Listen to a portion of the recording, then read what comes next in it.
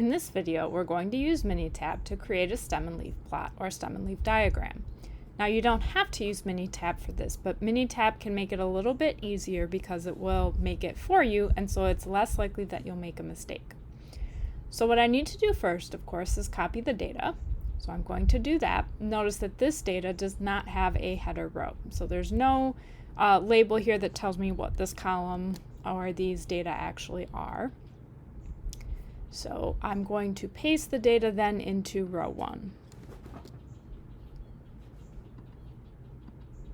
Now I'm going to go to Graph and then scroll down to Stem and Leaf, which is a little over halfway down. Then I'm going to select the column that contains the data that I want to make a stem and leaf plot of. And I'm going to click that and select it and put it into the Y variables box. I don't need this group variable box, but for the increment, I am going to want to put a number in there. So the increment is going to be what you want the stems of the numbers to be. So in this case, when I look at my data, I see that I have numbers that have numbers in the ones place and then numbers in the tenths place.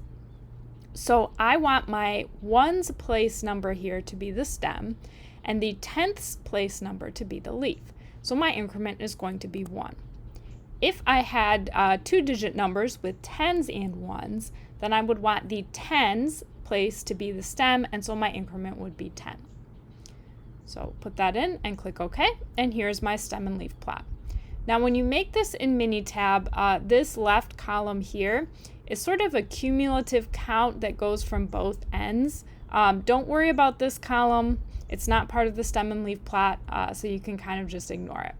And so I'm looking at these left or right-hand side 2 columns. The left column is going to be the ones place, and then the right column is going to be the tenths place. So for example, this 2 here and this 2 here make a number in my data set that is 2.2. So I can go ahead and copy this into my homework problem. That's how you make a stem and leaf plot in Minitab.